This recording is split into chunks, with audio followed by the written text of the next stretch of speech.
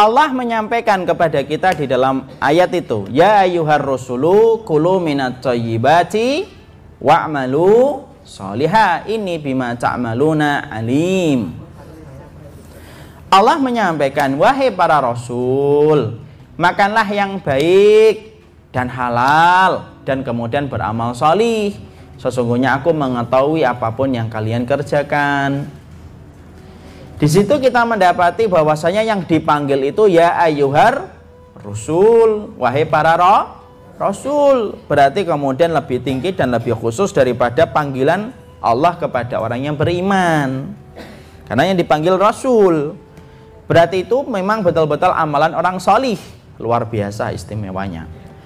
Apa yang Allah perintahkan pada ayat ini? Kulu minat thayyibati wa'malu sholiha. Beramal solihlah kamu. Makanlah yang halal, yang baik, serta beramal solih. Mungkin kita nggak nangkep itu. Apa korelasi antara beramal solih dengan kemudian kita makan? Kalau kita tidak mentadaburi ayat, yang nggak nemukan korelasinya.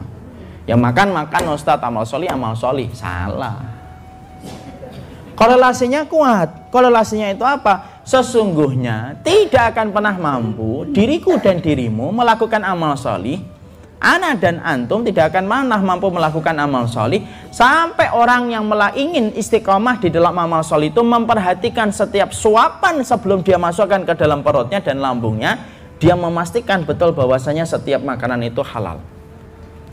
Karena makanan yang halal itu adalah makanan yang membentuk kita lebih mudah untuk menyambut panggilan-panggilan Allah. Karena daging yang terbentuk dari sesuatu yang halal, maka dia lebih mudah menyambut panggilan Allah dan Rasulnya. Sebaliknya, tidaklah daging yang masuk ke dalam perut kita, yang diambil dari sesuatu yang haram, daging itu tumbuh di dalam tubuh kita, maka daging itulah yang menolak setiap panggilan Allah dan Rasulnya. Jadi kalau ada yang bertanya, kenapa ya Ustaz, saya itu pengen sholat tahajud gitu, tapi selalu kalau bangun itu 4:30 baru bangun.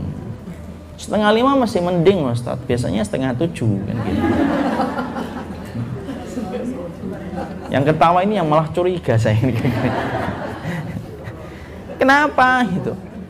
Kenapa saya itu pengen baik gitu ya? Kadang-kadang lalu mendapati satu tausiah tentang bagaimana berbakti sama suami gitu.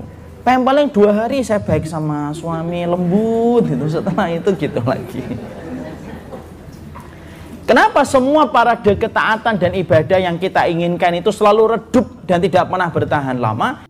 Ulama itu menyampaikan, tidaklah kita sulit untuk istiqomah atas ibadah dan sulit istiqomah atas ketaatan yang kita ingin lahirkan dalam kehidupan, kecuali itu pasti dipengaruhi dengan makanan-makanan haram yang kita konsumsi dan kita gampangkan sampai masuk ke dalam perut dan lambung kita.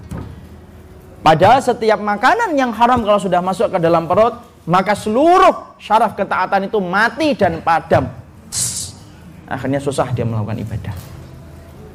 Ibu pernah nggak ngelewatin bangun malam gitu, sudah bangun gitu, males gitu, jangan-jangan itu ada saat itu mungkin ada makanan yang haram yang kesangkut-sangkut itu sama gitu. Ini buat saya juga, nggak semua buat aja.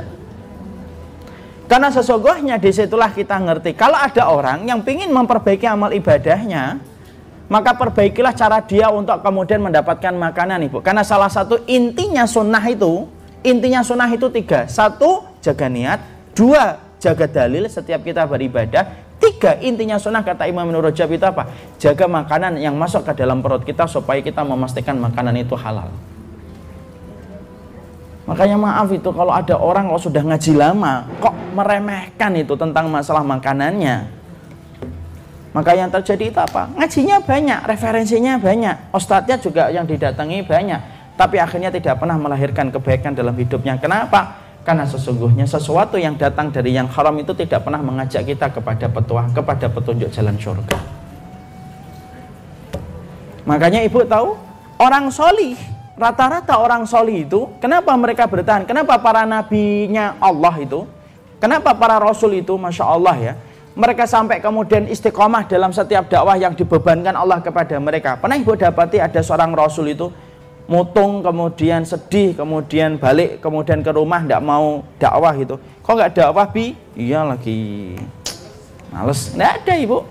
Kenapa kemudian para rasul itu dalam kondisi mereka luar biasa dalam dakwahnya mereka, apapun hujatan yang mereka dapatkan, mereka terus berjalan dalam dakwah itu, salah satunya karena bersihnya makanan yang mereka konsumsi, menjadikan akhirnya mereka mudah untuk melakukan amal solih.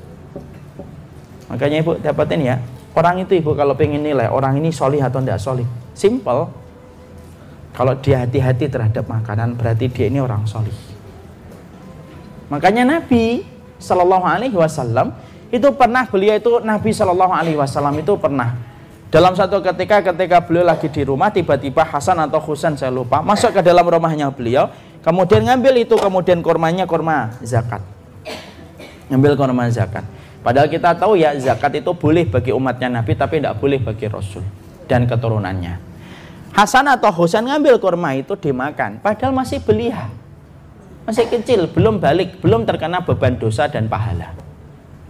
Makan kurma itu, Nabi Shallallahu Alaihi Wasallam ketika melihat itu langsung dirogoh itu, kemudian mulutnya Hasan atau Husain yang masih belia dan masih kecil itu dikeluarkan. Kenapa Nabi bersemangat untuk mengeluarkan itu padahal itu masih anak kecil?